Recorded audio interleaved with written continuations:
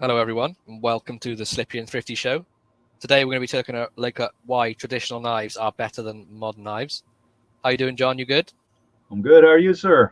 I mean, you're a bit blurry. Am I? Yeah, your camera's not doing that focusing there. All right, we'll fix it. Thank you, sir. It's so Hello, small everyone on in my the chat. screen. We've got a pretty massive bunch of people in here already. How's that? Better? That's much better. We can see that you've shaved. Yes. Took quite a bit off. It's more than quite a bit. It was getting quite annoying.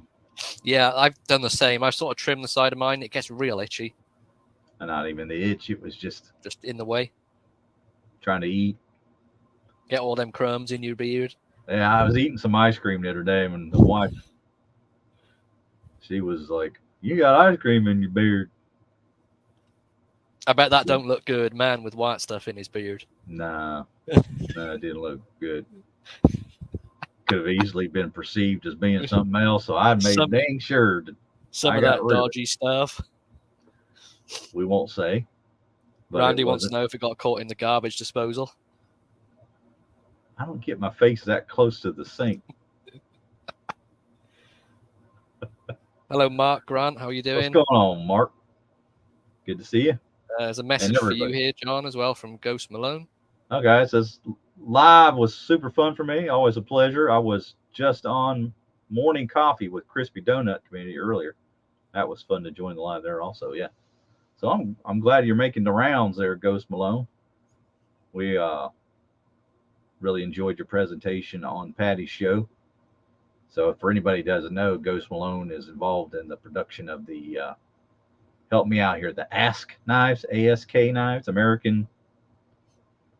What is it again? I don't remember. You're asking the wrong person here. Okay, well anyway, you're like asking one of them wrong fellers. They're like the American version of a Swiss Army knife, and American Service Knife, ASK. American Service Knife. There you go. Thank you very much. I remember seeing Uncommon EDC with one. It looks really good. Yeah, they're like modular, and you can like design them however you like, and really cool. How you doing, Joe? Joe, how's it going? So yeah, make sure you. Oh, he's a brand ambassador. I got you. He's one of them brand ambassadors. Gotcha. You're kind of like Patty is to Rosecraft. Every knife company. Yeah, I always tell Patty he puts the ass in ambassador. So he's pretty special. He's one of them jackasses. He is one of the jackass crew. Yes, he is. For sure. Yeah, he definitely is one of those. Yeah. Do you want to give everyone a bit of a rundown what we're going to go through today, John? No, let's slow down a little bit. We got some other things I want to get into. There was a case event, and I know I'm going to butcher the name of this, but it was an Ocean, Indiana. So for those that were able to join that was cool. So we saw J.O. was there, Big J was there, Byron Kennedy was there, which I think that's the first time I've seen Byron on video, and Radio Geek was there, and they had a fella there. Can't remember the name of the company. I apologize, but they were doing like a presentation on their knife sharpener that they sell there at that. Oh, I saw that too in the corner. Yeah. Yeah. So that was kind of neat. So yeah, congrats to all those guys who could make that event. It looked like they had a really good time. There's a lot of swag given out. Like Big J showed. I love the way they display the case knives as well when they're in like a store like that. You know, they're all mounted on the wall. Oh, I think that's excellent. Yeah. So I think J.O. picked up a bone handled sod buster with carbon steel on it. I can't remember the exact bone material that was called, but you know, looked like he got a really nice sod buster there, so that was cool. And Big J picked up like the event knife, the canoe. It was like a blue canoe. And what else? He got a green trapper and something else. I don't know if he showed it on camera. Yeah, he did. He did put a post up. I've forgotten what the other one is, but he did show 3 different knives he had. Okay. So congrats to all those guys. Looked like they had a good time. I'm kind of just waiting for something like that to I can, feel a little better on my feet. I can kind of go and do something like that, whether it be case event or maybe a Texas Blade Show or something like that. Just go and say hi to everybody. Probably try not Yeah, to spend it was even great going to the one in the UK. I know it's tiny compared to, but Mhm. it was really nice to meet people. It was just a different experience. This is my first time experiencing any sort of knife show. It was just really surreal. And then obviously we all hoarded around that one guy that was selling the case knives for most Oh, of yeah. What was his name? It was like knife related. What was it? Something cutting. Some Richard Cutting, I think it was. Yeah, I think that was it. Yeah. Richard Cutting. You can't make this stuff up. But Watch City Nice, how you doing? Jess, it's good to see you.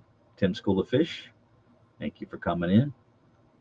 And I've said, I think, hello to everybody else that came in a little bit early. But thanks everybody for coming in. We got 24 folks in here now. Well, those are just the people that have said something. Might have more than that. But anywho, all right. So what do you want to do? Introduce what we're doing today? You want to talk about the scroll at the bottom of the screen first? Yes, go. Yes, sir. Yeah, Muscle go for it. Shoals, You tell them Alabama. about the scroll, and I'll tell them about the show. Yeah. So I'll tell you about the scroll.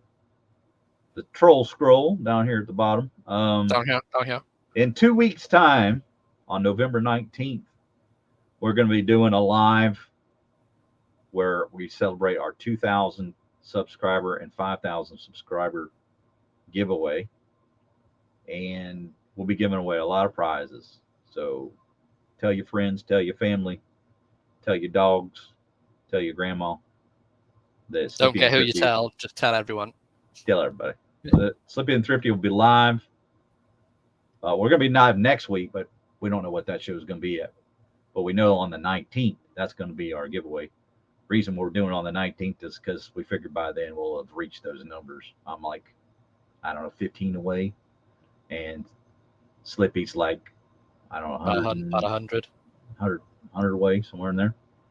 So by then we'll have reached our numbers and we'll be having a big celebration. But we're asking anybody that wants to donate. Either you can donate here to live, or you can just contact one of us at our email addresses there on the scroll, and we'll be happy to take donations. And of course, we'll recognize everyone who gives something for the giveaway. Like right now, we have. Just want to. Yeah, we just want to really give back to the to the people that have supported us. Because we've both got a load. I know, John, you particularly got a load of stuff. I've got stuff here and more stuff coming. There's going to be multiple prizes. There's not going to be one. There's going to be multiple packages. Yes. And I think I may have seen the best comment on any YouTube show ever. Two best knife YouTubers at once. I know, it's almost too much to handle, isn't it? No, thank you very much, sir. What is this? Ford Productions? Yeah, okay. I don't know what that is, but all right. Thank you very much.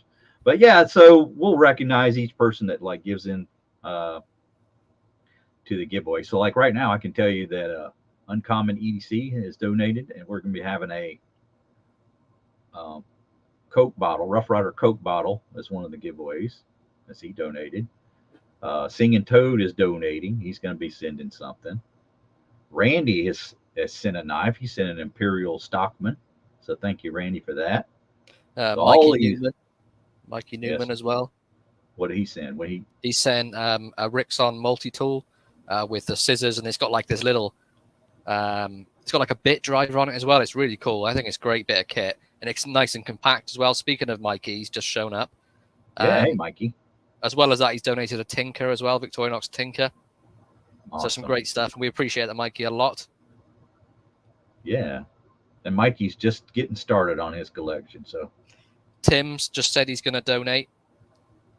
Excellent, Timmy. Thank you so much. As you're in the US, it's probably best if you email John and donate to John. Save that extortionate shipping to get it here. Yeah, it's crazy dumb. So the way we're going to do it, like I'm going to handle the UK side of it, John's going to do the US.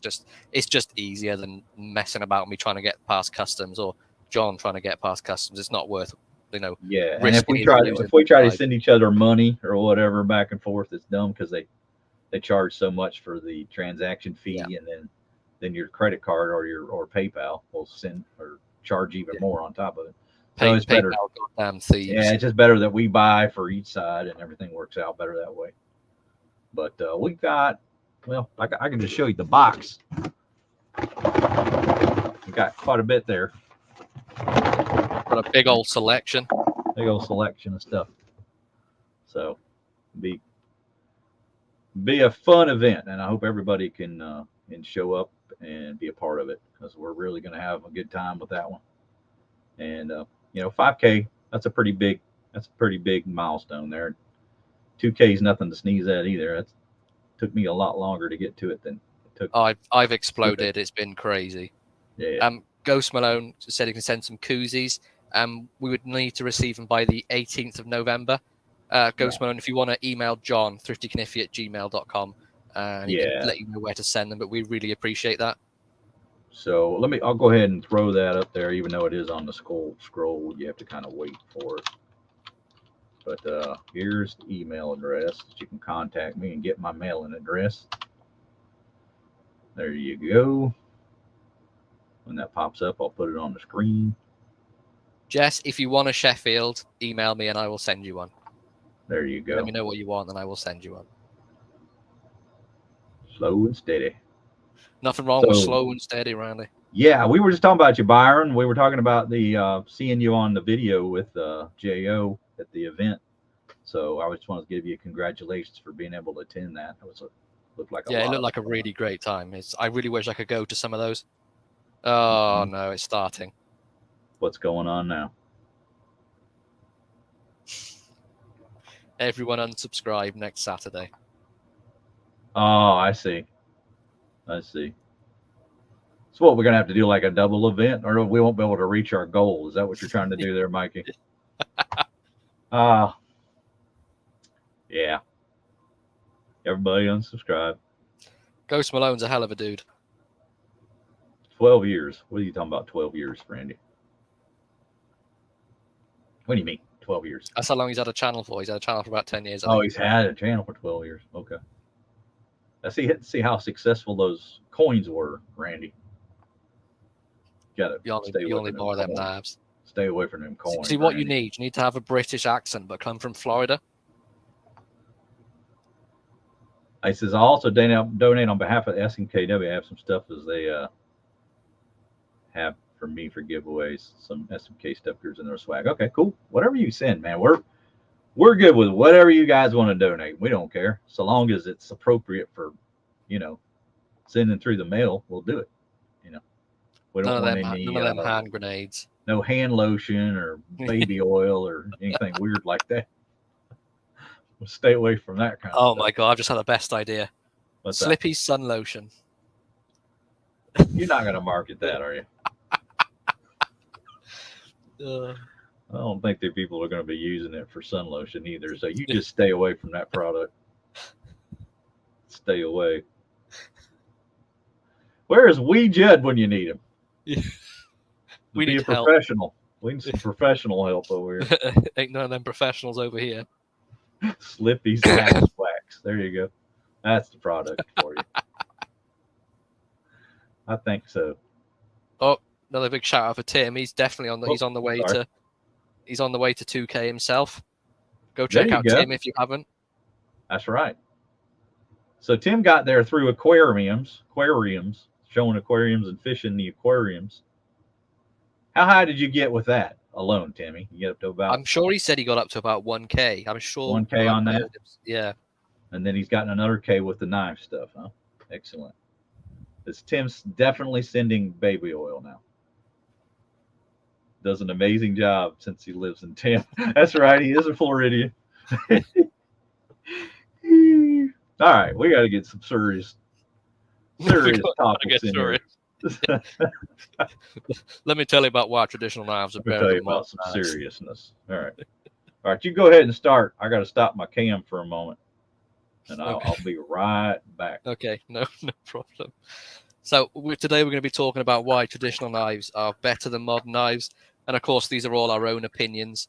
If you love modern knives, nothing against them. Just we both prefer traditionals, while John is away doing something suspicious behind the camera.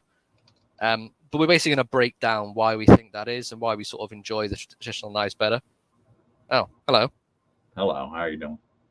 Who's this? This is my southern voice. Southern John? Yeah, Phil might make an appearance today. Oh, no. You remember Phil? Do you feel what Phil's feeling? Was that Phil McCracken, the Rouge Neck? Phil McCracken. Phil? Are we ever going to get to start this, or are we just going to be jackasses for the whole time?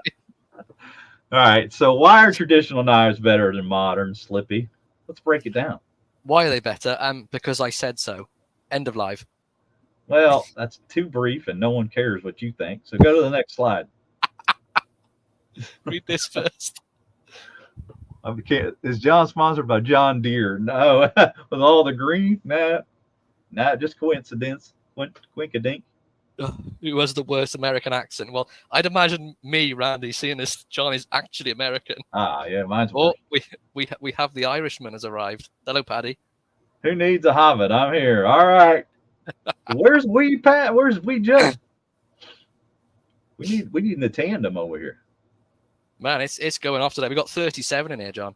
Nice, very nice. Zayn Ali's showed up. Sup, Jack? Ask Jacks. Back to the creative knife. What's going on, Georgia boy? Yeah, we are definitely doing better than we have in the past. So I'm really appreciative of that. Glad to see everybody. Appreciate everyone coming to watch us be absolute idiots. Yes. Especially this one up here. But I think we're going to be preaching to the choir today. I don't see a lot of modern guys in here today. Excellent. Who in here would call themselves a modern guy? Because I don't want to offend anybody. I know Mikey is a modern guy, right? But he now has a case obsession.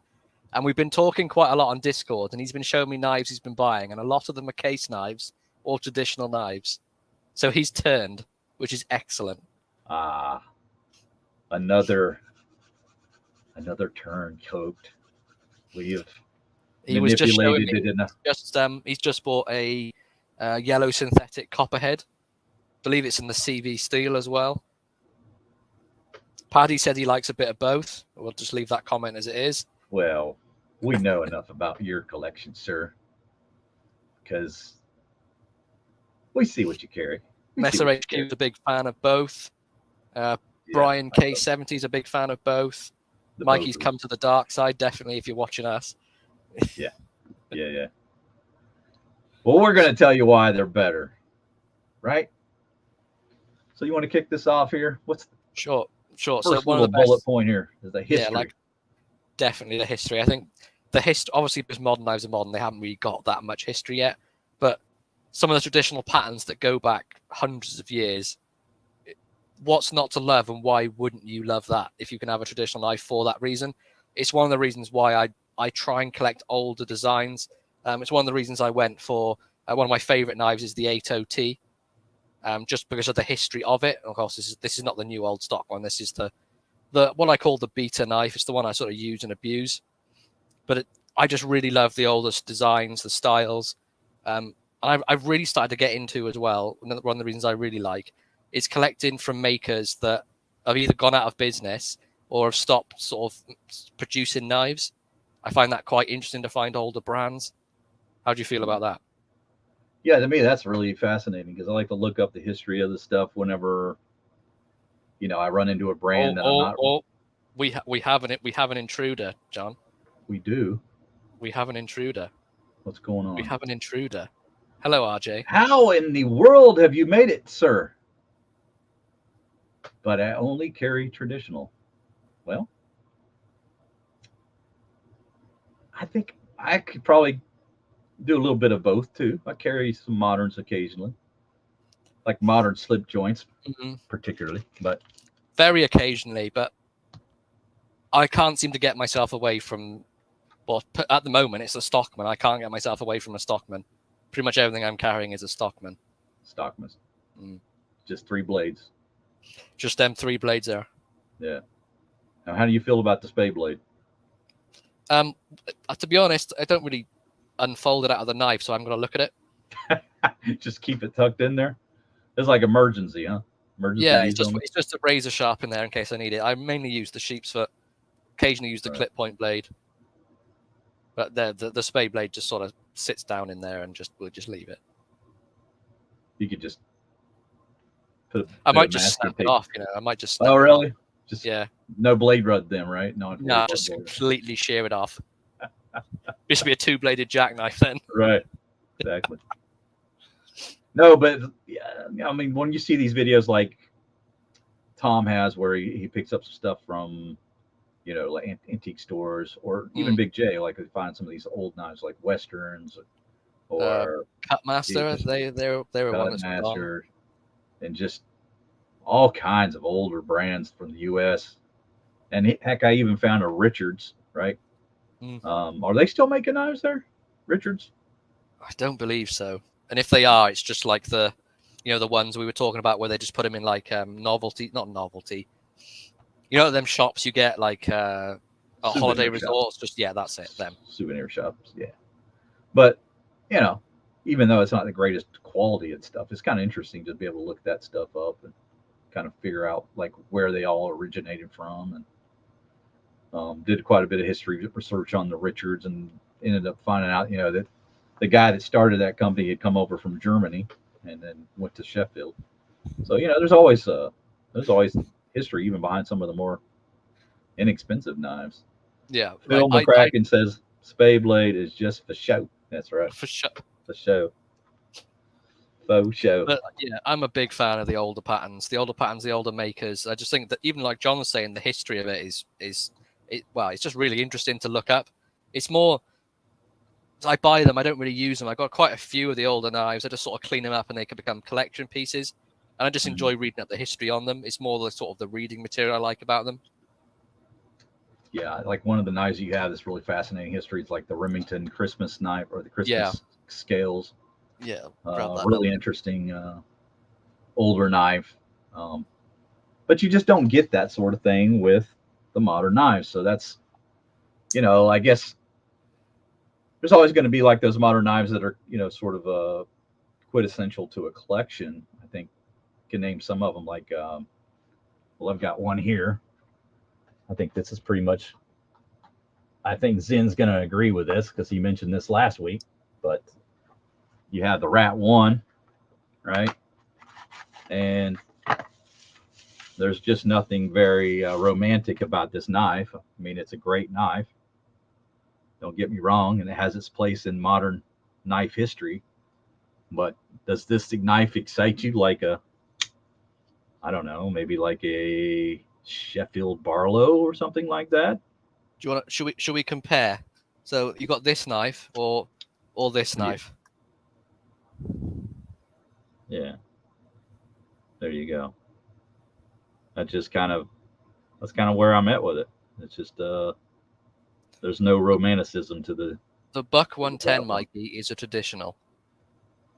Yeah. So for those reasons, it just doesn't hit the same funny bone, does it? Or it like doesn't Jersey scratch says, that itch.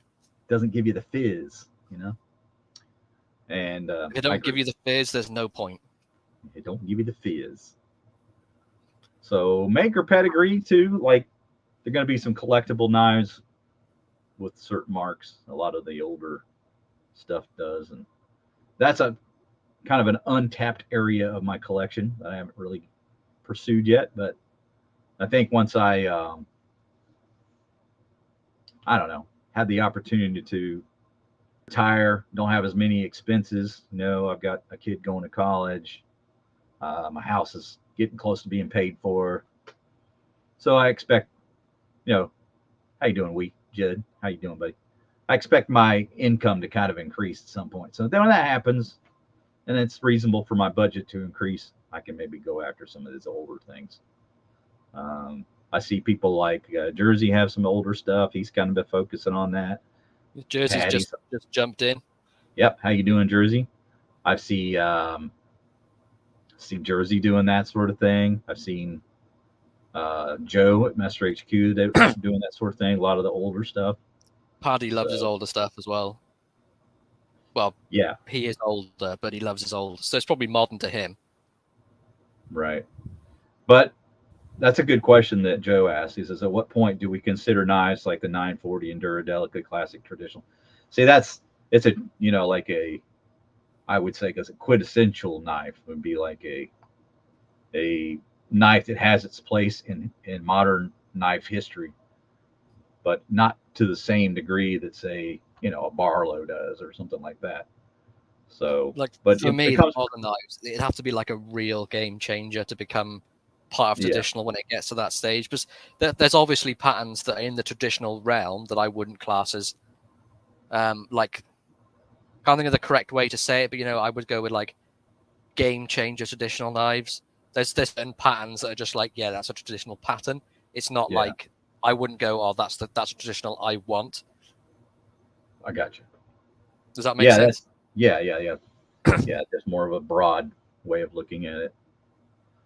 All right, so what do we have for originality? Do you remember what it was you were thinking about that particular bullet So point? originality is mainly towards the similar sort of thing. So back when these patterns first came out, they would have been original designs. So like when the Stockman was first came around, it would have been an original design, and it's sort of stayed as it is, and they've kept that for for its entire like longevity of the history of it.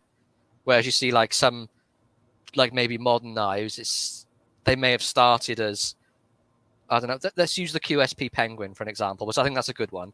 It started off as a liner lock, is that right? Yeah, We then had a mini, a slip joint. There's now a button lock, it was a large. a large. Yeah, so that's all changed. I know there's like the small, large, and medium Stockmans, but the blades are all the same. It's just like the size has sort of changed. It's just, I don't know. It doesn't feel the same to me when I talk about those sort of knives as I do when I talk about traditionals. Right. So to me, it's like also have like even variations within like the traditional patterns that I think are interesting. So like you have an English barrel with a much larger swell on the handle usually, and then if you have more American made one, they'll be a little more slender with less Yeah. body. And So just having example of a like differences in that sort of thing is kind of Yeah. interesting to me. So this isn't a Barlow, it's a jackknife, but it'll show for the example. So especially of the clip point as well. It's a very English clip point blade. Right. And you do get that swell at the end as well. Yeah. And then you get like the modern style Barlows, especially the American ones. They tend to have like a longer, less belly on them. Yeah. A little slimmer design, right? More like a trapper would have, more of a Skinner style blade. Not quite that long, but yeah, same kind of belly height on it. Not as much belly. So yeah, even among the traditional knives, I just feel like there's other things to I try think Tim has to. just summed it up pretty perfectly to what I was trying to say. Okay, This. right. They're purpose built, whereas moderns are all purpose, and that's kind of cool because they're trying to key in on specific use, and that's really cool. But even still, I still like very versatile style knives from Mhm. that are traditionals. So they don't have to necessarily be all in one type of thing. I still appreciate that part of it. Like with the Swiss Army knife, obviously you've got multiple, sort of trying to be the all in one style knife there with the multiple set of blades and tools. So So there's this, this comment from Tony, and it's a hard one to answer because the design, no, is not traditional. The fact that it's a Swiss Army knife is traditional, but I love it. I don't care if it looks modern. I really don't. It's it's by far the best sort of like, I think, limited edition they've brought out. I love the way the the Alox is milled. It's just tech. It's not just a print on there what I thought it would be. It's a top one. They've done a great job. I mean, it's like a work of art, isn't it? I mean, Mm. the design behind it was obviously artistically, you know, that was the purpose of it, was to be artistically inclined. They didn't just put mountains on there for the heck of it. They, the real Oh artist dear, we designed have a that. we have a What do you got? troll. Traditional knives are the worst. 3, 2, 1. Yeah. Nope. Get out. You don't even like modern knives. So I don't know why you would try to defend it. Says the person that was all over the case knives at the Sharp Show and was showing me the Sodbuster he was really excited about. Yeah, the one stealing them out of Gus's hand. Wasn't it the canoe? The canoe he stole out of Gus's hand. Poor man was recovering from hospital and he ripped that canoe out of his hand. Just got out of the hospital. Unacceptable. Unacceptable behavior. But yeah, I think for the most part, sacks are traditional. I mean, you can go back. How old? The 1864 on the side of the box. Is that what it says? 1884. 1884. There you go. So yeah, I'd say that's traditional. And like he says, built for purpose, straightforward designs. Love that Trapper is meant for trapping, even though it was built after the Trappers already used a muskrat. Yeah. So, but it was purpose built to be collected, right? Was that kind of the thing? I think that was maybe somebody who's real familiar with case and knows the history of the Trapper could explain. But I think it was more or less a design created to just sell knives, right? It was. Well, it's the best of what both people wanted at the time, wasn't it? It's like, if for hunters, you got that spay blade to skin, because although it's a spay blade, I can imagine it being pretty good for skinning, which you can get up there without the point stabbing in something. Right. And then you got that long sort of clip point blade as well, which is great. Right. Would you like to see a Trapper? If we must. I'm going to show the spay blade. Oh, God, hang on. Run in fear. Go on.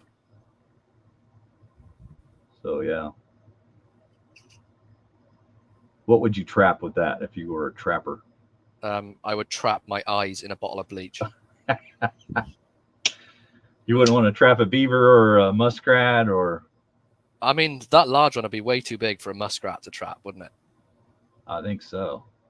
But I mean, if I was going to like process an animal and I don't know what the correct terminology is, but I'm going to say peel it. If I was to peel an animal, I would want to use a spay. I would want to use a spay blade, I think, because it would less likely damage the pelt. Everybody in the South has left the chat once you've said peel. Everybody, every Southern human being in the planet. When I go peel my animals after I've done Zen's like, peel, you limey. I bet Zen peels his animals. No, he doesn't. He skins them. That's the word I was looking for. You're skinning them. Yeah, that's the skinner blade is for skinning critters. All right. Traditional animal materials. Yeah. Tony's asked the question as well. What's it? Why do I hate spay blades?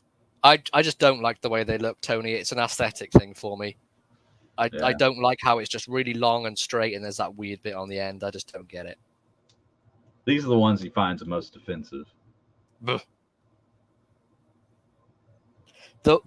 small ones you get on Stockman's, I don't really have a problem with because they're not so bad. Like this one here is not so bad. But I just don't understand why it needs to be double that length.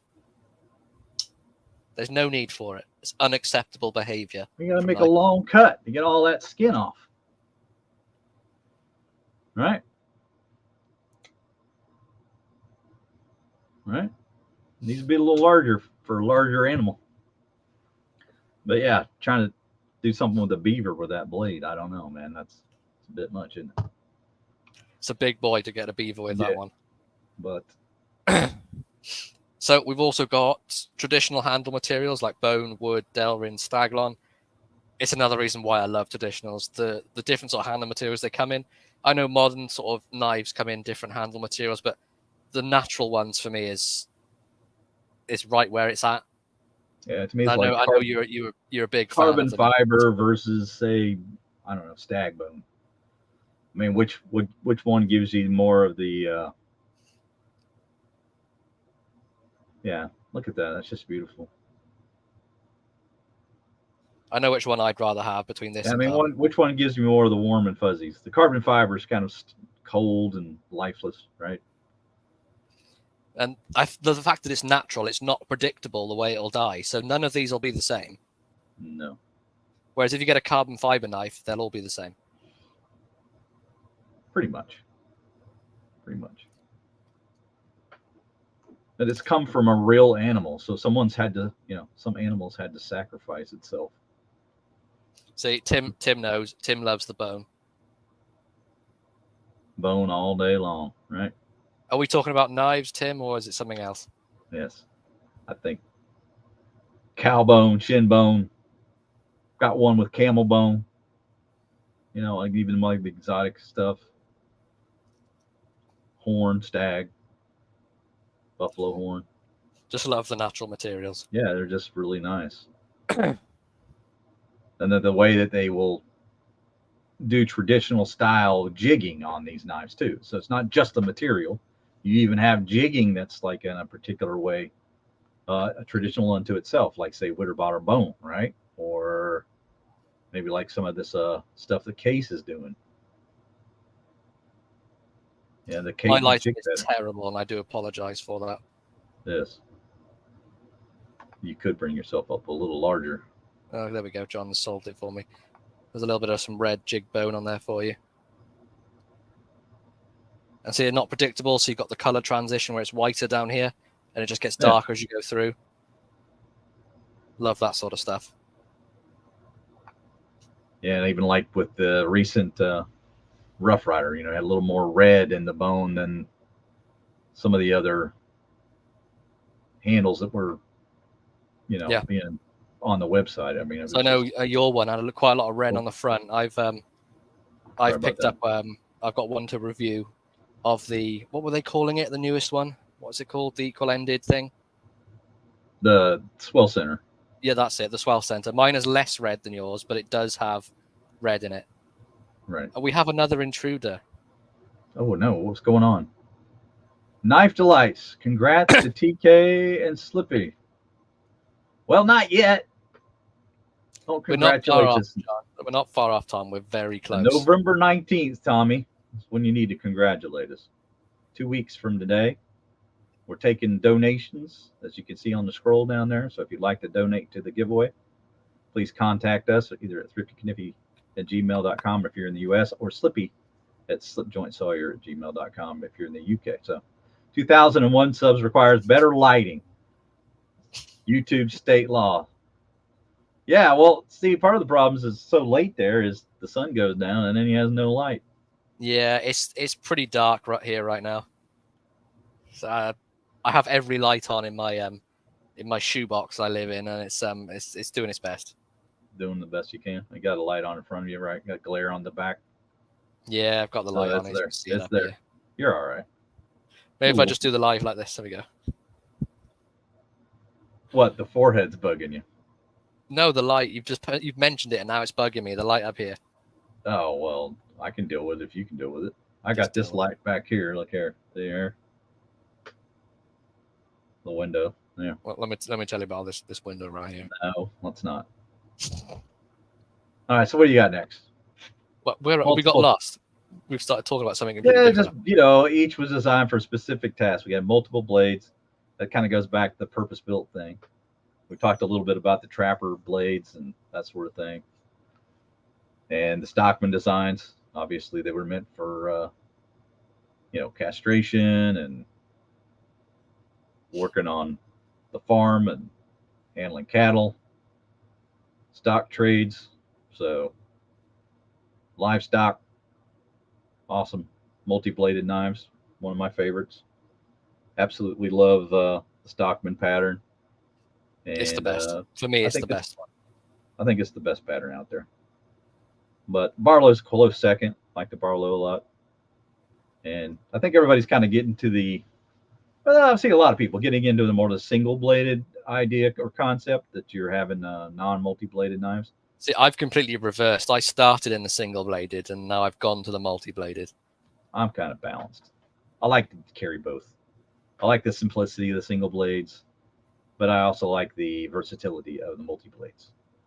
So, thankfully, I have the option to carry whatever I'd like on any given day that I feel like I want to carry whatever I want to carry. So, What do you think of the copper lock pattern?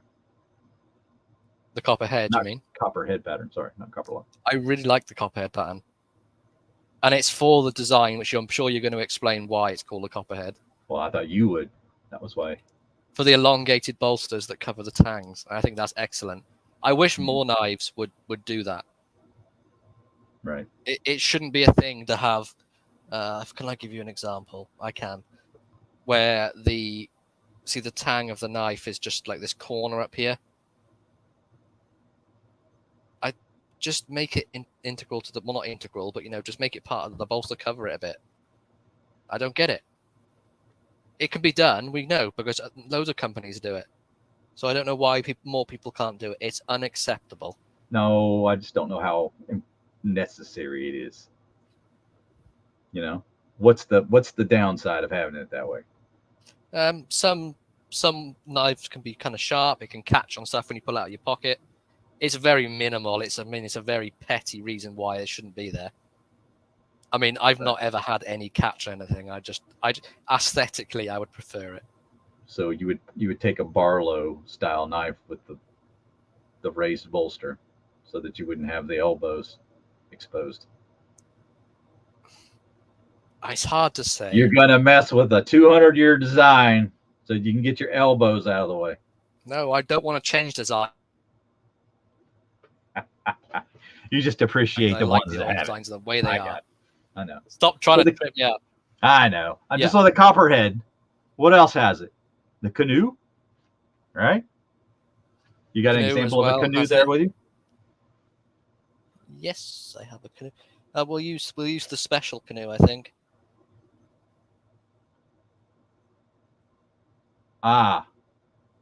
Covered. So you can see covered, no tang sticking back on the front or the back. I mean, sure is a beautiful knife. I wonder who got that for you. Some jackass sent it to me. Yeah, and it even works well when it's open as well. It works as sort of like a forward finger choil. If you want to use it for that, you do get a nice little divot in there. A little really comfortable knife. Right? Yeah. Great knife. Absolutely. Great pattern as well. And yes, Paddy, people do carry canoes. They do. Just ask Retro Stu, he carries one every day. Yeah. It is a carry for some people. I don't know why he said that. That was kind of a foolish thing to say. You hear that, Paddy? You're a fool.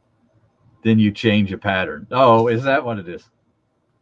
So we just take the 200-year design and change it. I don't know. I don't think you should. There's some patterns that are just too sacred. You don't mess with history. Yeah, you don't mess with it. Well, what's the next thing? Here's a good comment as well. Let's have a little look at this one. What we got? Judd has to carry Paddy every show. Well, we weren't going to be that cruel. I mean, there's a lot of truth in that, though. I mean, he doesn't have the ability to produce the show on his own. You've seen what happens when he does. The internet goes out. The camera falls. Right. He holds the knives up to the screen and not the camera, so he's talking about the knife, but instead of it being up here, it's down here. There's all sorts of minutia. I'm gonna feel a bit like Tom now and say we have a comment alert. Mike Curtis. Hope everyone is having a wonderful day. We appreciate that. Thank you for the donation, Mike. We will put that into the giveaway drawing for the 5 and 2K. So really appreciate that. Absolutely. So everyone in the chat, whoever's in there, please thank Mike for donating. He's a wonderful guy. Thank you, Mike. Really appreciate it. And yeah, so Judd, we're not trying to take your spot. We don't want to have to sit next to that guy while we're doing a live. Sit next to that guy. I mean, there's a reason why you're like on the edge of the screen all the time. It's like this. It's like on the... Either one of you's got their face off the side because there's just not room for the two of you, the big heads. It's like a hobbit with a head the size of a giant.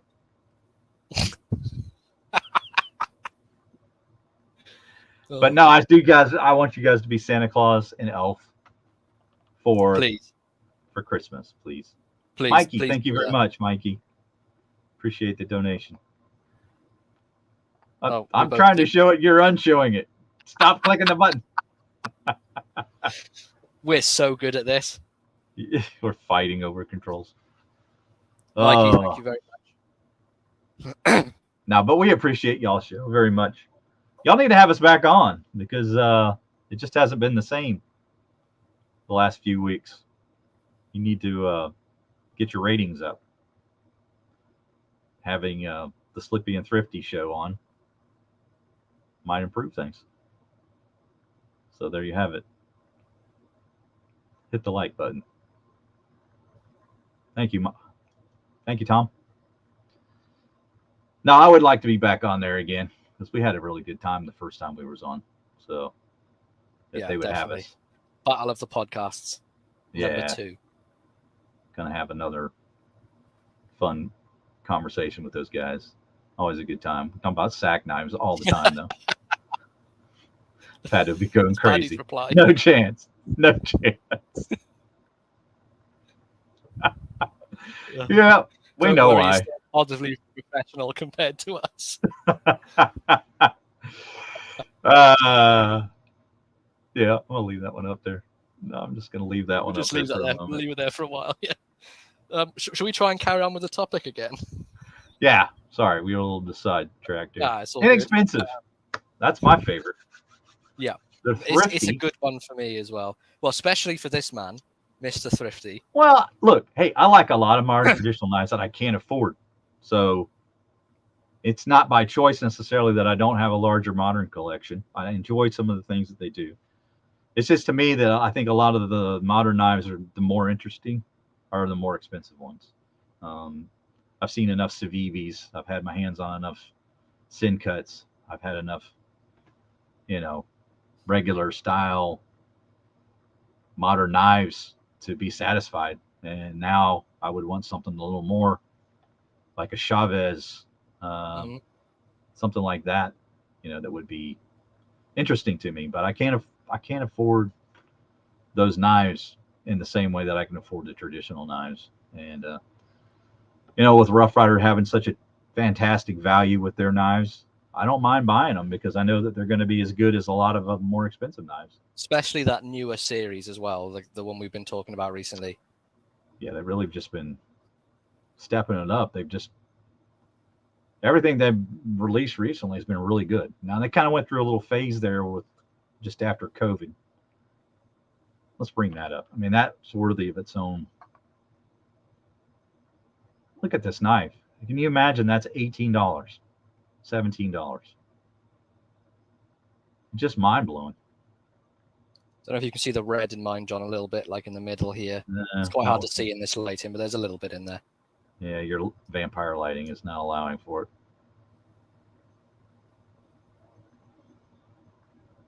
Like, they're doing a fantastic job with this series. And when have you gotten that? Just recently? Got this in the last sort of week. Okay. So, that one, as well as the Coke bottle one they do as well, that's exceptional. I know that Coke bottle has really taken off. I know loads of people who've got it. Coke bottle. Yeah, John, get the Coke bottle out. Let's have a look at that. See you later, Terry. Thank you for stopping by. Thank you, Terry. It's just exceptional.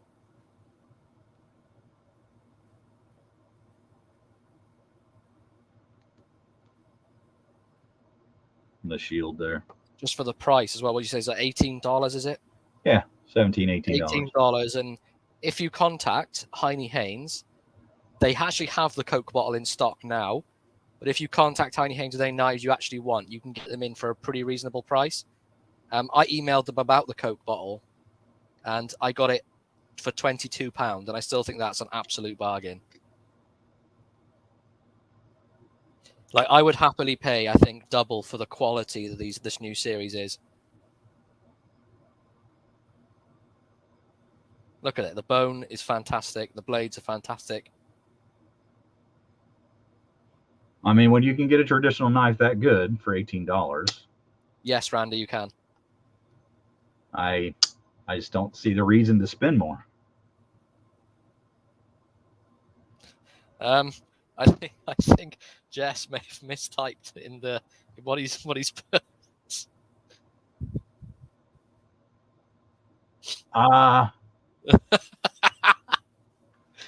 Yeah. Coke bottle. We know what you meant. It's a great one. I really love the Fox series as well. I didn't think I would like the Desert Fox as much as it is, but I really do. Yeah, I thought the orange would be far inferior to the red and black, the Red Fox, but after having both, they're It's hard. They're just about equal in compare. They're just both really good. Yeah, I mean, like for a really good Halloween knife, right? Good time of the year to carry the orange ones. So, yep. Mm-hmm. How are you guys all liking even if the orange and red, Rough there's Riders? not that much difference. Yeah. Anybody who's picked up some of these, let me know your thoughts in the chat about the newer Rough Riders. Yeah, I know Tim loves them. Seen Tim's reviews on them. He really enjoys them. Judd is asking, what shape is this? What shape is a cock bottle? Oh no, John. I don't know. What John, we got here? Hang on. This is this comment.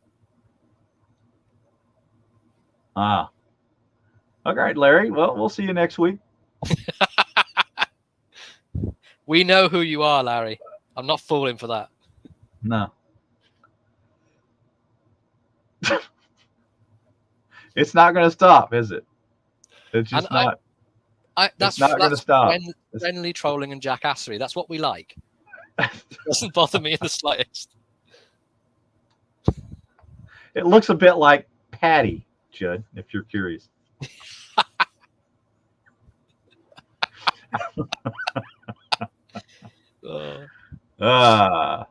All right, what do we got next? Easier to grow collection. Well, yeah, because they're more affordable. I'm sorry. He's just describing what the bottle is like. It's got a big tip at the end. You're such a 12-year-old. Look at you giggling over this stuff. James says Case can learn a few things from Rough Rider. Especially with this new series, they definitely can. Yeah. Mike doesn't agree with that. Mike likes his cases. So we've got a comment here from Tim as well, who's on about the new Rough Rider reserves that are priced pretty competitively. And I believe we find out that they were Rough Rider reserve build quality, but with Rough Rider materials. Was that right? That's basically it. I think they're going to use the 440A steel. So they won't be the D2 anymore. And that's how they're going to save on the cost. But they're not really the Rough Rider Reserve. If you look at it's Rough Rider Black Reserve. Yeah. So I don't think they're really trying to compete with their top of the line Rough Rider Reserve line. It's weird the way they're doing it. I just think it's kind of weird how they labeled the naming. It's a little off. It's a little strange. Mesa HQ gets it. Yeah.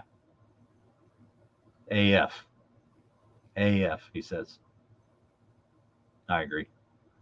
1864 for a reason, man. 84. Oh, sorry. I'm going to misquote that 100 times. Yeah. 84. Correct. Yes. This way and this way. Right. But yeah, it's easier to grow a collection. I mean, if I'm in anything to use as an example, I mean, I've got a massive number of traditional knives due to Rough Rider because of their affordability. So, and if they're going to continue to make knives like these, then I'm going to continue to buy them. Yeah, Paddy's got another good one as well. Slightly a bit higher price than some of the Rough Riders, but Rosecraft, they're making some fantastic stuff. Yeah, Rosecraft's, I basically look at Rosecraft as like Rough Rider 2, even though they probably don't appreciate that very much. But just recently did a review on that little Awanada. I love that. Awanada. The turtle. Yeah. Right. That knife has gone down so well that my father doesn't carry a knife. He's asked me to get him one because he wants to carry it. So the one you bought was for yourself, and he's had a chance to see it. The Awanata was actually sent to me by Cyclone Knives and Tools. So they wanted to send some stuff out to me to take a look at, which I was very grateful for and I appreciate it. But my father was looking at it on my keys and he was like, "Can I have one of these?" So I have to get him one. And you're going to get him a red one. He wants a red one, yes. He actually wants a red one. Sponsored by John Deere. All right. I should have worn red today.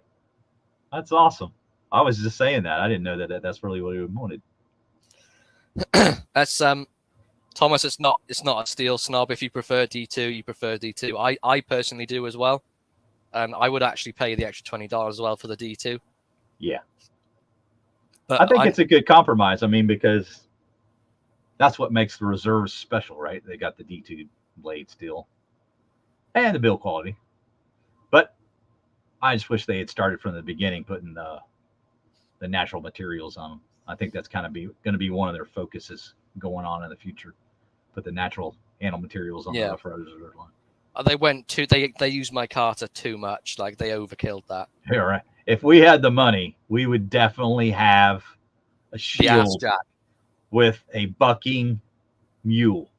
Yeah. As our shield, and it would be called the Jackass Jackknife. 100%, if that's what we were going to do, what it would be. Can you imagine how well that would sell?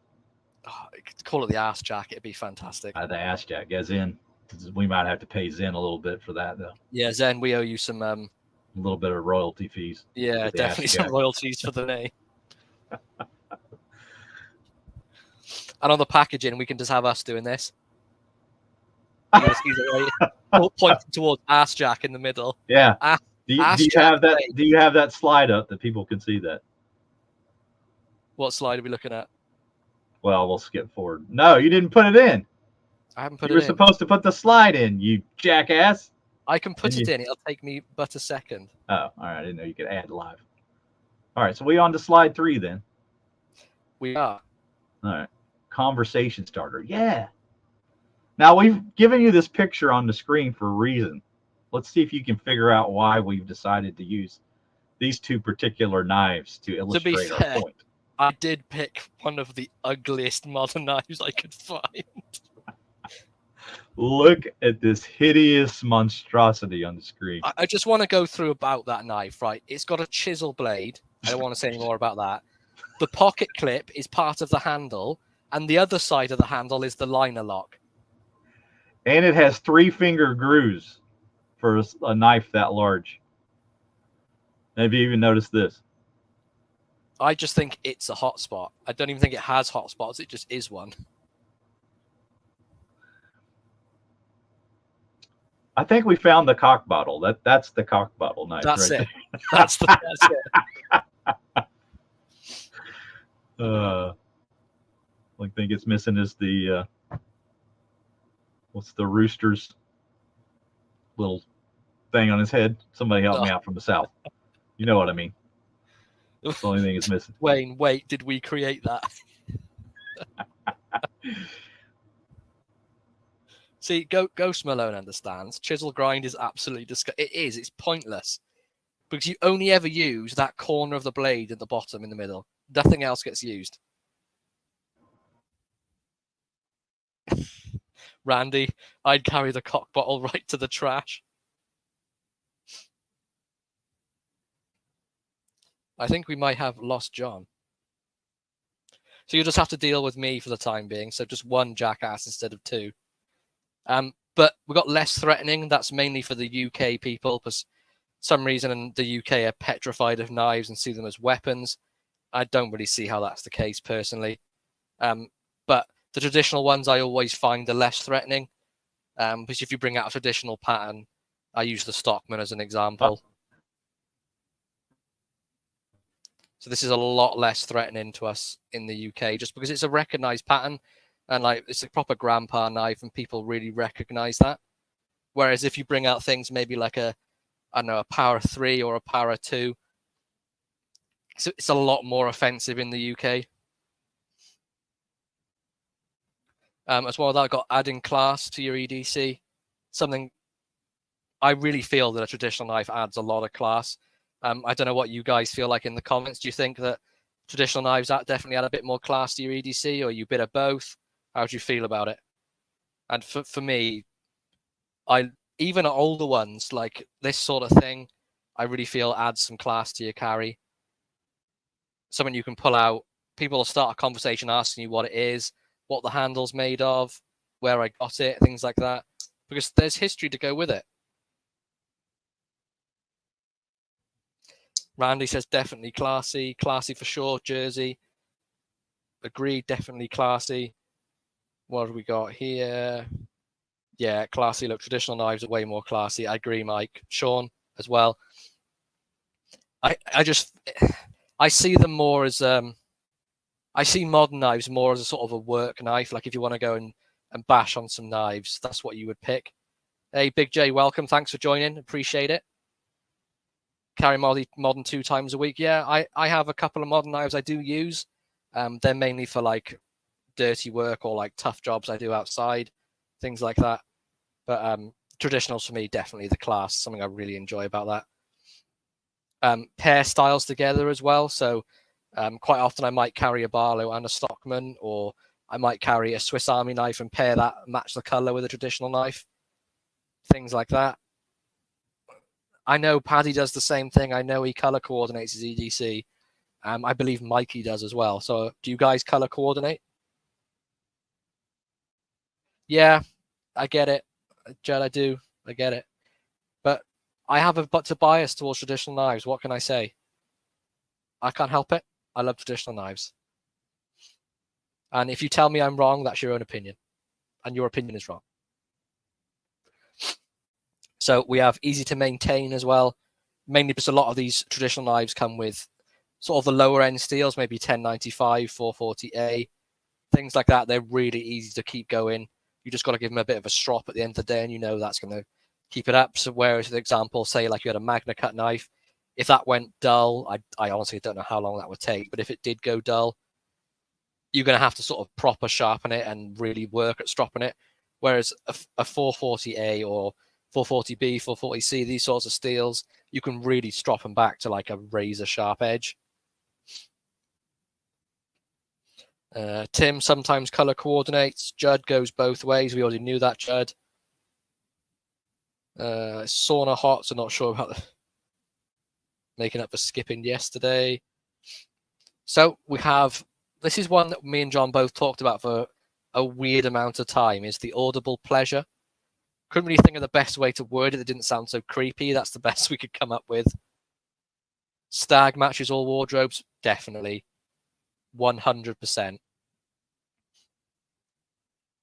So the audible, for me, is sort of the walk and talk of a knife. If I use something as an example, like a GEC is always a great example of that. The acoustics, thank you, Tim. I don't know why we couldn't think of that. Eargasm from Elan. I don't know how well you can hear this, but just the walk and talk of a knife is, I feel the walk and talk and the acoustics is the fidget factor of a slip joint. Do you think I'm right thinking that? This is the fidget factor for me, is listening to that noise. Just a fantastic noise, and it makes me fidget with them more. I know they're not, you can't flip them or anything like that, but the amount of times you'll catch me just sat watching something maybe and just opening and closing a knife. I know that's not good for it and I'll wear it away, but I like the noise. What are you going to do? So manual opening, this is something that we've talked about a lot recently. I know Paddy has as well. RJ has. It's slowing things down, using a pocket slip, using a leather slip, just two-handed opening. It slows things down, two-handed operation, which also to me makes it a lot less threatening. For example, if I'm to flick out a knife, for example, it's quite quick to get out of your pocket and open it. Whereas if I just use another example, so I carry my knives in this sort of Viper Aid thing. I use it a lot. I love this thing. And so, you know, if you're going to pull out a knife, if you pull out this pouch first, you then get the knife out and then you open the blade. There's nothing threatening about that. There's no threatening action at all. I love carrying my knives in a slip, and this Viper Aid thing is perfect for me as well. Still have my leather stuff from Shire Supply. I carry that a lot too. But today's choice, Viper Aid VE15. So I don't know what's happened to John. Does anyone miss John, or we should just make it the Slippy show? But don't tell him I said that. No one tell him I said that. So the appreciation as well. Whenever I've had modern stuff around people, they always appreciate the traditional knives more. I've never really had comments from anyone saying like, "Oh, what's that?" I just go, "It's a knife," and they go, "Oh, okay." Whereas older stuff, for example, I use this sort of Shatton Morgan as an example as well. There's much more appreciation for these sorts of things than there is the, you know, the sort of larger modern knives. I always have a much more appreciation for this. And along with that as well, the vast secondary market. There is a secondary market on the modern knives. I know there is, and they do sell a lot on there as well, but the secondary market is more leaning towards the point of, so finding the older knives, the knives that have had a history, the ones that have been used before. Does that Alox have a saw? So no, this one doesn't, but I do have some that do. So I have the Farmer and the Farmer X, both have a saw, and you should definitely pick them up because they're excellent. Almost lost me too. Am I still here? How long is John going to... I don't know. I don't know where he's gone. I think his internet's cut out again. But yeah, so just some fantastic stuff. Do you know what I would like to do? How about we do a pocket check? I want to know what your cows are carrying. Why don't you... you need to... I know he does, James. He really does. But let me know what you're carrying in the comments below. I want to know what you've carried on you today. No problem. I'll see you later, Joe. Thanks for joining. Yeah, so let me know what you're carrying today, and we'll get some pocket dumps done. Let everyone know what we got going on. See what we got coming up here. Oh, Mike's gone for the classic. Big J has got a Tinker and a 75. We have Front Flipping Frank, Spyderco, Gail Bradley. Mike Curtis has got a Case Sodbuster Junior, Peanut, and a Classic SD. Judd has got the Viper Hug in green micarta. So you did pick one up then, Judd. What do you think about it? We have the Vicky Excelsior. I know you're really enjoying those at the moment, Stu. Has that one arrived from Etsy you ordered yet? We have a 94 OTH Trapper. Black Imperial. Awesome. Love to hear you carrying that. Let me know what you think about it as well. I think it's a great knife. We've got a Barlow and a Vic Classic SD. We've got a Buck 110, a Western 742 Stockman, and a Sax Super Tinker. Farmer X is possibly the best. Roger, I would agree with you on that. I love mine. Ghost Malone has got the ASK, Ashley Harrison Custom Barlow. Excellent. We have as well a Pearl 3-bladed canoe. Interesting. Super Tinker, Microburst, and a GEC 74. Watch City Knives is carrying his counterfeit Benchmade. Brian K70, Stag Trapper, and the French Stinger. We have the Adventure Fixed Blade, Kydex Sheath, Swiss Army 1 with Viper Aid Slip. Excellent. So Jersey knows it. Jersey, you get it. Jersey just gets it. Fantastic carry, Jersey. Best one I've seen so far. Not biased in any way. Got Spartan and Credona Garden Shears. Case Trapper, Penguin Slipjoint. What do you think about the Penguin Slipjoint, Sean? I'm undecided about it. I like it, but it's quite large for me. Baxter, thanks for stopping by. We really appreciate it. Have a wonderful day. Kirby Wins of the Western Stockman. It's a good one. A real good one. So there's some fantastic pocket dumps in there, and I really don't know what John's doing. He's been a bit of a jackass. Do we all think that John's a jackass? John is definitely a jackass, guys. But I really enjoying these traditional knives recently. When I started, I will admit I was a modern guy. My modern collection was greatly superior to my traditional collection. I'm trying to think where it all sort of started for me for the traditional knives. I can't actually remember the first traditional one I had. I know it was a Rough Rider. I tell you what it was. My first traditional knife was actually, believe it or not, was this bow. Is it a bow trapper? Yeah, this sort of bow trapper from Rough Rider. This is the T10 steel. I believe this was my first one. And this sort of set me down the path. And this is the knife that made me not like spay blades, because it has a big one. And this is sort of put me off. Not one I like, but this will also always be in my collection just because of being one of the first ones I picked up. And just from there, it's just really escalated. Oh, John is on the way back. John, you take your time. It's fine. He's still a jackass. Byron, you definitely were prepared yesterday. Byron, what did you pick up yesterday? I bet he picked up a load of stuff. Here he is. He's on his way back. Hello. Hello, John. Where have you been? Internet completely died. So, excellent. Well, we have been through the list, and I was just talking about different knives and what sort of set me down the traditional path. Okay. And what was that path? How did that start? So it's actually started with a Rough Rider bow trapper. That was my first ever traditional knife. Oh, okay. This one. Man. And you this really is come the knife. A long way since then. This is the knife that made me hate spay blades. You've come a long way. Hello, Edwin. Really have. Yeah. So, what was it about it? You just didn't like the shape of it? Just really wasn't a fan. Yeah. Would you like to take the screen full scale for yourself while I upload something onto the stream? I can. I don't know what I'm supposed to say, but all right. Well, you've gotten through all the slide, huh? I have. Show some knives. Oh, show some knives. I can show some knives. All right. Again, we were going to be doing a giveaway, but I was starting to wonder whether it's going to happen because of my internet.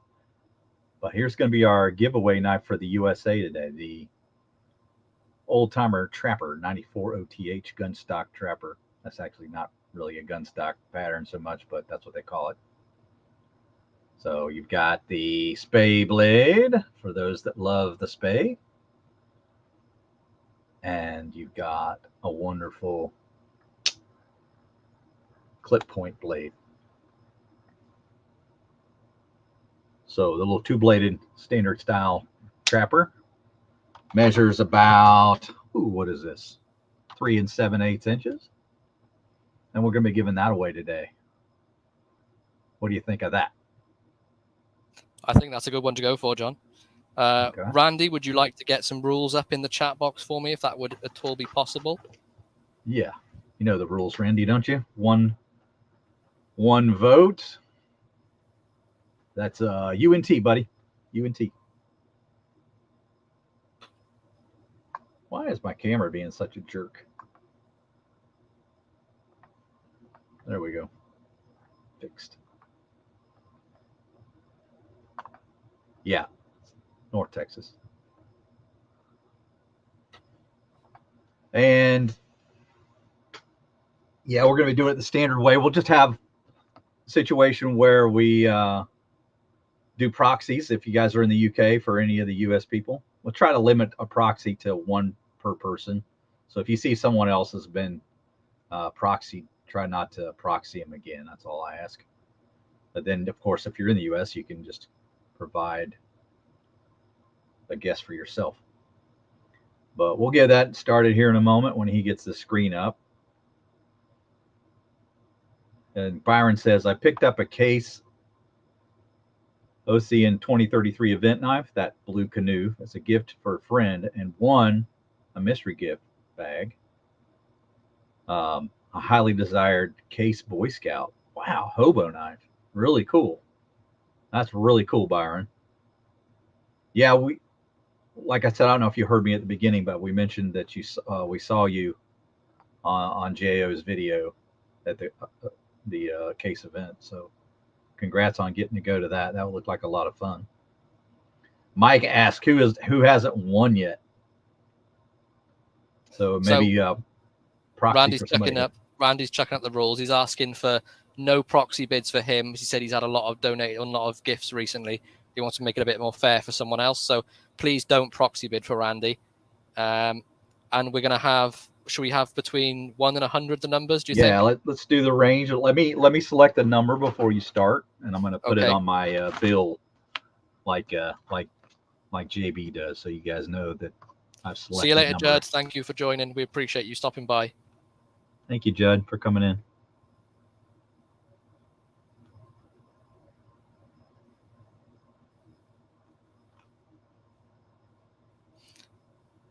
So what are we going to do? 1 to 100? 1 through 100, yeah. Okay, so your number range is 1 to 100. Randy, do you want us to chuck up a start sign, and then we'll get going from when Randy posts start? John's got the number up there on top of his hat.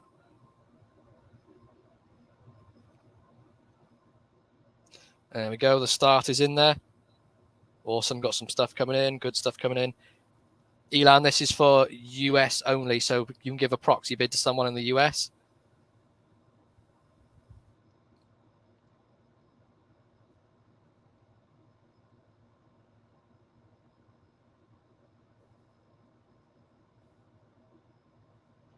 Again, here's our prize. There we go. Elan's done his 36 for Pepper Dingo. So they're calling that the gunstock trapper, right? Yeah, I believe that's what they call that, yeah. The yellow Delrin with the new hexagonal hoctagonal. Mikey, who's your proxy for, sir? This is US addresses only.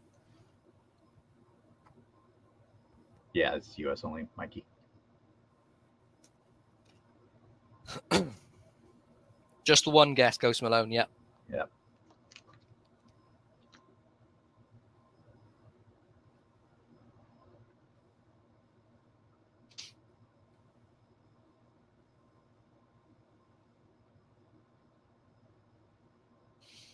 Okay, give it another 15, 20 seconds, Randy, and then chuck a stop up in there.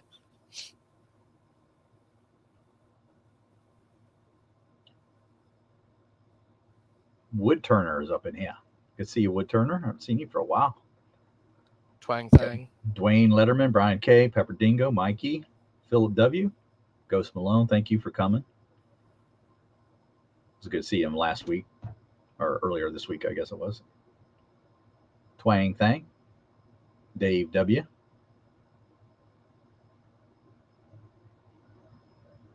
Oh, James O'Malley getting in there right at the last minute. Okay. Yeah. All right, so we ready? Okay, so what have you got, John? Let me unfold it. It's going to take a sec.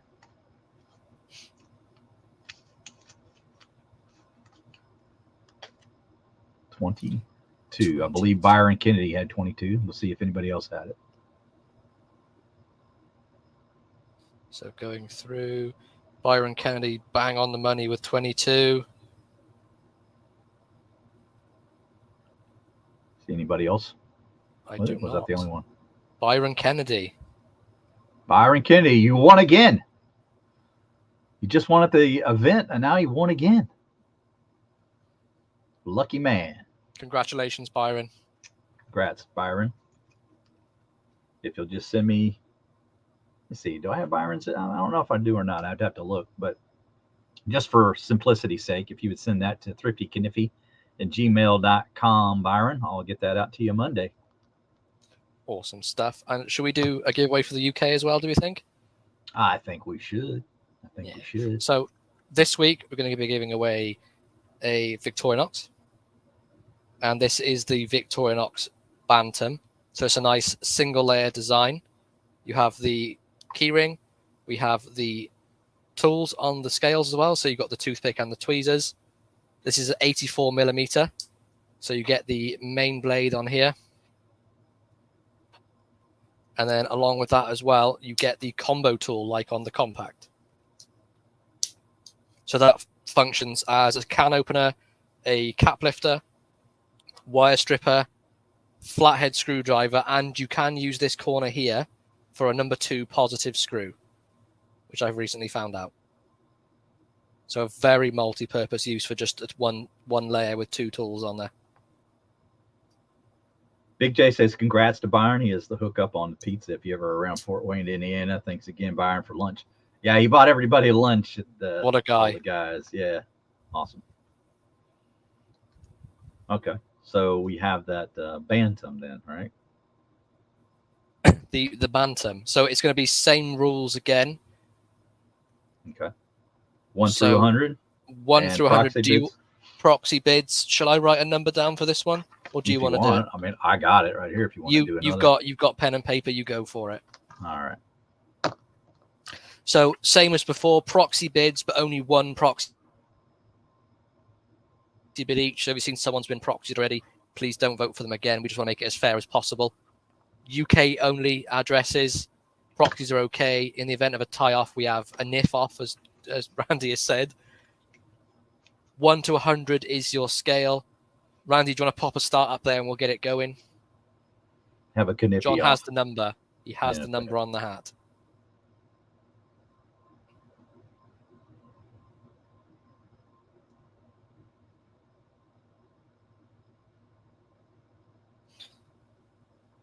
Nice comment here from Wood Turner. I watch all the time. Love the live shows. All my superheroes in one place. Thank you so much, Wood Turner. I wouldn't say I'm a superhero, but I'm definitely a jackass. You're a superhero of a jackass.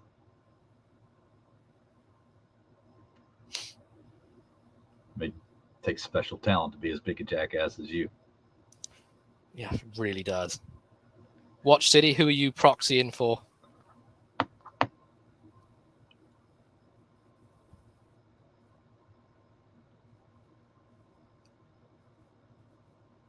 I'm excited for him.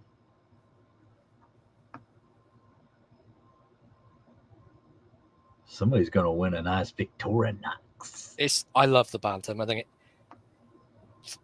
it's definitely the best value for money. One of the ones, don't you think? For what you get in. Yeah, that and the Huntsman. Yeah. Yeah.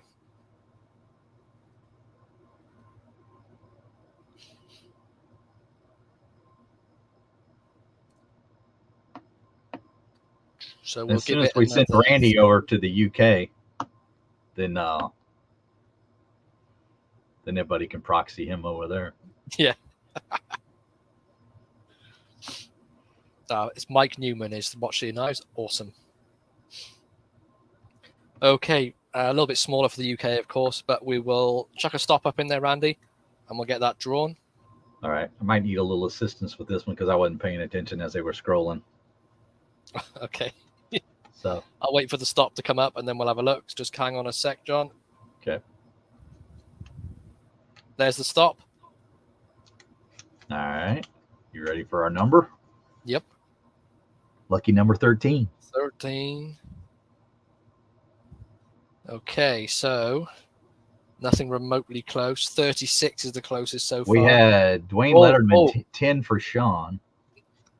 Dave W. I'll say 13. Okay. So first from the right. So Dwayne hasn't proxied. So, Dave, sorry. We would need the name in there. We can't sort of let someone say me first. I don't think that's entirely fair. What do you think, John? I don't know what's going on. Just figure it out. Okay, we'll just figure it out, shall we? So Dave won at 13, but he was going to proxy and he hadn't yet? So, Dave W., are you in the UK? No, I think he's in the US.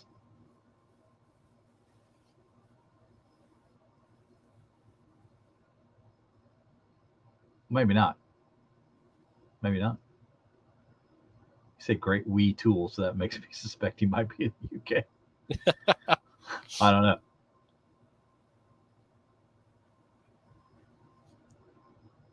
Yeah, He's in Scotland. So Scotland. yeah, he's good. Okay, Dave, I'm happy to fantastic. send that to you, Dave. There you go. Just north of you, brother. All right, congrats, Dave.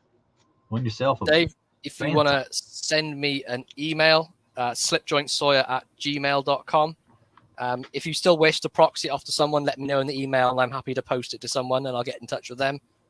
But yeah, slipjointsawyer@gmail.com. Chuck it up there to make it a bit easier for you guys. If I can spell my own name.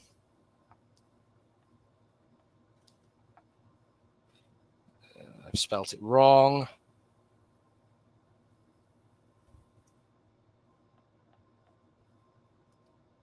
Get that up there. Let me just check my addresses to see if I've got Byron on here. You must have Byron on there for sure. I do. I do.